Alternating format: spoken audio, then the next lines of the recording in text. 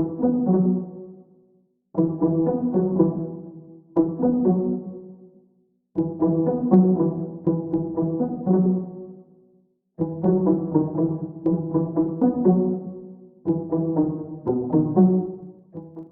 Toamasina indray trano ahitana tranga hafahafa mamaly ny eritreritra sy ny zavatra tenenina mihitsy ireo soratra misy ao amin'ity trano ity. Ka ny pitsopitsony mahakasika an'izay no fakafakena amintsika atao anatin'ity video ity ka manasa antsika rehetra anaraka an'ity video ity hatramin'ny farany. Aza dino ny milaiky ny video antsika ary tsara voatrany ny miabone amin'ny chaîne antsika mba ahafahanareo manaraka tsy tapaka ny video izay lefa nahita isan'andro. Tsy ampendrela moa isika fa avy hatrany tonga dia vavany ndao ary.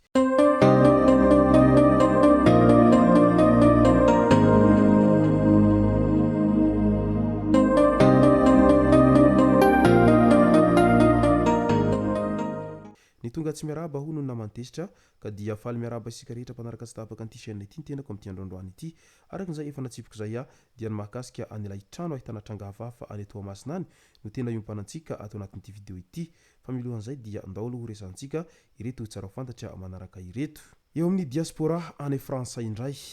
manohana ny Antsoavo ho fanavotam-pirenena izay nataon'ny filoha teo aloha Marc Ravalomanana sy Rajaoranimampianina izy ireo. Nisy ny fionan'ireto filoha teo aloha ireto tamin'ny solontenan'ireo malagasy mila ravinahitra any France ny sabotsy lasa teo iny. Ireto farany izay nilaza tao anatin'ny fanambarana fa manohana ny Antsoavo ho an'ny vahoaka malagasy ho fanavotam-pirenena nataon'ny Andriamatoa Marc Ravalomanana sy Rajaoranimampianina izy ireo. Manana ny harena ara-boajanahary, ara-kolotsaina, ara-soatoavina ahafahana mivelatra i Madagasikara kanefa latsaka ao anaty fahantrana lalina ny vahoaka malagasy ary iaraha-mahita fa miapotika hatrany ny firenena ho izy ireo. Ndeha hitambatra iray hina ary aoka isika ho hery ny fiarovana andraindraintsika ho an'ny Madagasikara ho hiatrany fanambarany ireto diaspora malagasy izay niaraka tamin'ny ireto filoha teo aloha ireto. Midika izany fa tena miezaka mitady vaolana etsiroa ireto filoha teo aloha ireto sy ireo antoko-panositra ny fitondrana amin'izao fotoana izao mba hitady hirika amin'izay heritreretin'izy ireo ho fanatsarana ny fitondranan'ny firenena, eo ihany koa ho fampivoarana any Madagasikara sy ny mba hialan'ny vahoaka malagasy miaina ao anatin'ny krizy isan-karazany izay. Nilaza ihany koa moa ireto solontenan'ny diaspora malagasy any Frantsa ireny tao anatin'ny lahateny izay nataon'izy ireo ny amin'ny hoe maro isika no manam-pahaizana mipetraka miala lavitry ny Madagasikara, izany hoe ampitan-dranomasin'ny Madagasikara. Maro ihany koa ireo zanatsika izay nandranto fianarana ambony manana bagazy izay tokony afaka hampivoarana any Madagasikara fa matetika ny zava-misy ireo rehetra izay tafita amin'ny fianarana ambony ka nandranto fianarana ivelan'ny Madagasikara izay dia tsy misy ny mba te hierika na ihany koa te hiverina hiasa ao Madagasikara ao ka manano sarotra araka izany ny ho fampivoarana any Madagasikara satria ireo izay tokony ho lohandohany ndeha mivoatra ny Madagasikara indray no tsy te hiverina ao Madagasikara ao intsony. Ka raha tiantsika araka izany ny hampandroso any Madagasikara arakan'izay hirahiraintsika isan'andro zay dia tokony samy handray andraikitra ny tsirairay ary rehefa navita fianarana ambony na ihany koa nahazo traikefa avy any ankafa dia tokony hoentina hiverina ao Madagasikara izay traikefa izay mba hoentina hampivoatra ny Madagasikara mamintsika io. Andao amin'izay ho resantsika ny mahakasika an'ilay trano ahitana tranga hafahafa tao Toamasina tao. Mamaly ny eritreritra sy ny zavatra tenenina mihitsy ireo soratra. Voately herinandro ireo fianakaviana no nanofa ity trano iray ao Toamasina ity, hitan'izy ireo tamin'ny alalan'ny mpanera. Nanomboka tamin'ny herin'ny sabotsy lasa teo izy ireo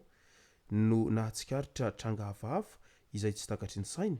toy ny fofona ranomanitra sy ny noforatsy izay mampatahotra. Natao ny fotoam-pivavahana mba hisorohana ny yahiyahy rehetra. Tsikaritra ataorian'izay fa nisy soratra atao anatin'ny trano ny hoe RIP no soratra voalohany ary misy soratra vaovao foana isan'andro. Tonga saina ireo mpanofa ary tsapan'izy ireo fa misy tokoa ilay zavatra miaramonina amin'izy ireo. Nanapa-kevitra ny hiala tsy atory tao mihitsy ireo mpanofa ireo ny alarobia alina lasa teo iny. Tampoka teo anefa nisy zavatra nidobodoboka tao ambony rihana rehefa nangoronentana izy ireo. Voatoraka vera ihany koa ny iray tamin'ireo fianakaviana raha niverina niakatra tao ambony tamin'io fotoana io. Tonga nijery ny hevitra rehetra ny mpanao gazety tamin'ny alakamisy lasa teo iny taorian'ny fitsoam-ponenany ireo mpanofa ireo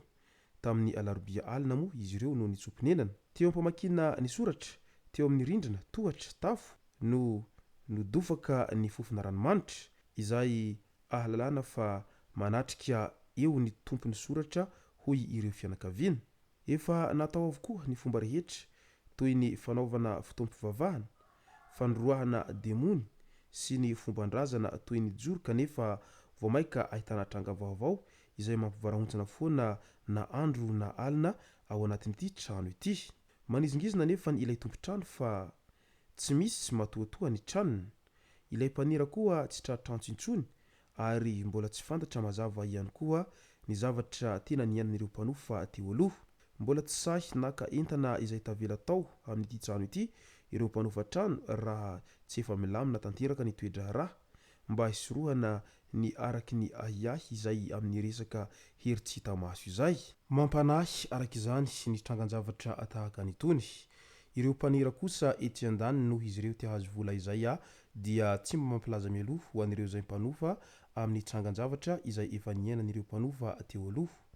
matetika ny trano tahaka nytony dia na izy zay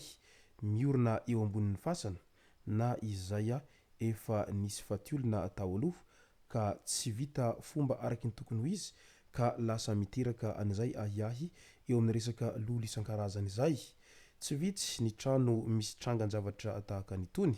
na any ambanivohitra io na eny andrenivohitra dia matetika hita foana ny trangan-javatra amin'ilay hoe trano misy lolo ity ary na dia miezaka manao aintso-zavatra aza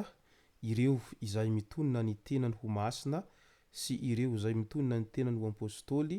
eo ihany koa ireo izay mitonona ny tenany amin'ny hoe solotenan'Andriamanitra amin'ny fanadiovana sy fanaovana toroteny etseroa ny fitondrana ny ranovoazina isan-karazany amin'ny fanadiovana ny toerana tahaka nytony dia tsy mahasakana an'ireo lolo ao anatin'ny trano rehefa tahaka nytony izay lasa masitsika lolo itony izay rehetra atao izay fa vao maika aza mampihitatra sy vao maika mahatezitra an'ireo lolo ao anatin'ny trano izay efa misy lolo tahaka nytony izany fombafomba rehetra atao izany